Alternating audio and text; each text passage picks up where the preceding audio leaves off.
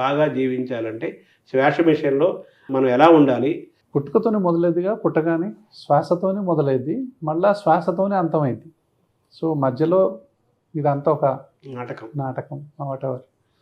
So శ్వాసతో మొదలై శ్వాసతో అంతమయ్యేటటువంటి ఈ జీవ పరిణామ క్రమంలో ఎన్నో రకాలైనటువంటి కారణాలు ఈ శ్వాసకు ఉపయోగపడతాయి, ఈ శ్వాసని ఇబ్బంది పెడతాయి. ఎన్నో. ఎక్కడ మొదలవుతుంది అంటే, ఇప్పుడు మనం తల్లి గర్భంలో ఉన్నప్పటి నుంచే చూద్దాం.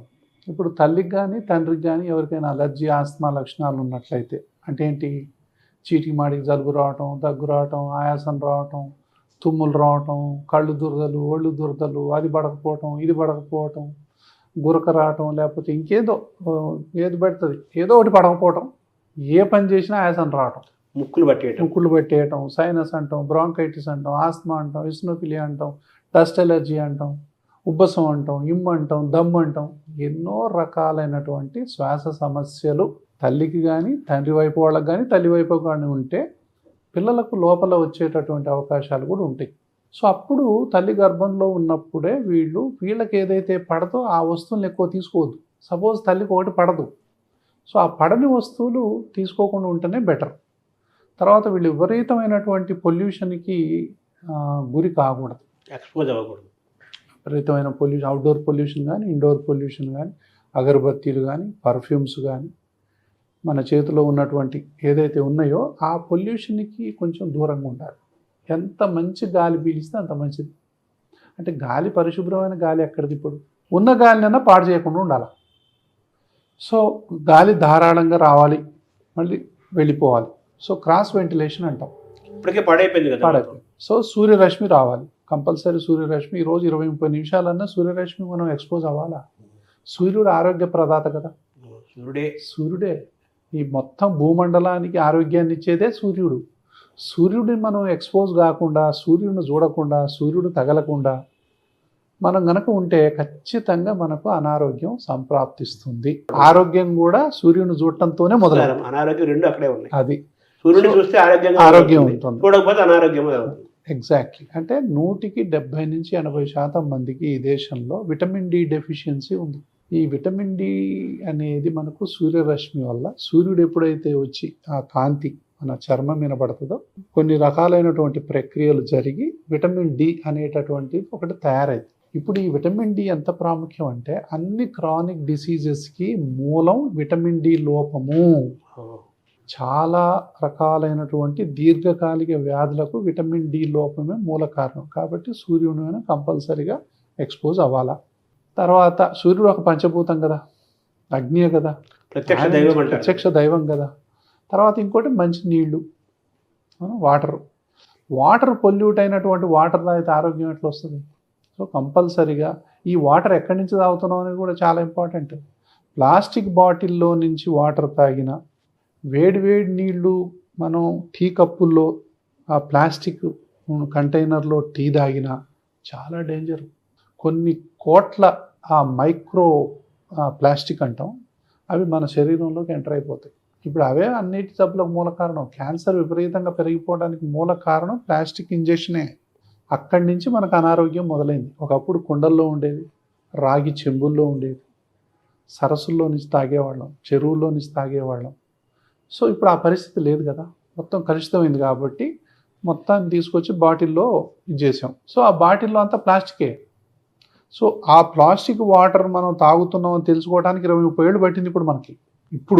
ఇప్పుడు మాత్రం అర్థమవుతుంది, అయ్యో ప్లాస్టిక్ బాటిల్లో తాగకూడదు, మళ్ళీ రాగి చెంబుల్లోనే తాగాలి, మట్టి కుండలో నీళ్ళే తాగాలి అని చెప్పి మళ్ళీ మొదలుపెట్టాం.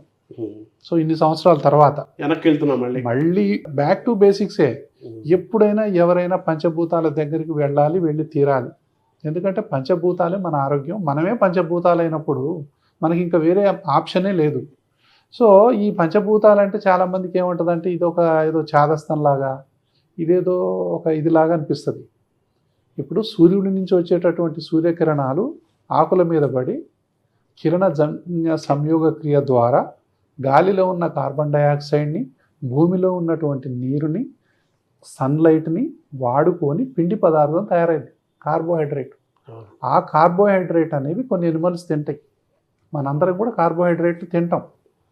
ఆ కార్బోహైడ్రేటే మొక్కలో ఉన్నటువంటి అన్ని భాగాలకు గ్రోత్కు ఉపయోగపడి మళ్ళీ మనకు కాయల రూపంలో, పళ్ళ రూపంలో, కొన్ని ఆకుల రూపంలో, కొన్ని వేర్ల రూపంలో, కొన్ని దుంపల రూపంలో, సో అన్ని రకాలైనటువంటి ఆహార పదార్థాలుగా మనకు సూర్యుడిని తింటున్నాం మనం.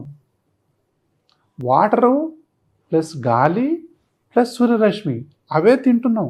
ఆ పంచభూతాలనే కదా మనం తినేది. కాబట్టి పంచభూతమే శరీరం. మనం ఏడ తింటున్నాం? సూర్యుని ఏడ తింటున్నాం అంటే సూర్యుడినే తింటున్నాం మనం ప్రతిరోజు. సూర్యుడు శక్తికి ఆధారం. సో సూర్యుడి ద్వారా పిండి పదార్థం తయారైతే ఆ పిండి పదార్థం ద్వారా మంచి మానవాళి మొత్తం డిపెండ్ అయింది. ఎనిమల్స్ ఎన్నో రకాలైన జంతువులు కూడా దాని మీద డిపెండ్ అయినాయి. దాని నుంచి ఆ జంతువులని పెరిగే జంతువులు కొన్ని, బట్ ఎటుబడి ఆ ట్రాన్స్ఫర్ ఆఫ్ ఎనర్జీయే, సూర్యుడి ఎనర్జీయే మనలోకి వస్తుంది పిండి పదార్థాల ద్వారా. కాబట్టి ఇక్కడ మనకి భూమిలో ఇప్పుడు భూమిలో నుంచి వచ్చినటువంటి వాటరు ఇవన్నీ ఉంటాయి. భూమే కలుషితమైనప్పుడు అందులో ఉన్న మొక్క కలుషితం కాకుండా ఎట్లుంటుంది? నీరే కలుషితమైనప్పుడు అందులో ఉన్నటువంటి అన్నీ మనకు ఆ కాయలోకి చేరకుండా ఎలా ఉంటాయి?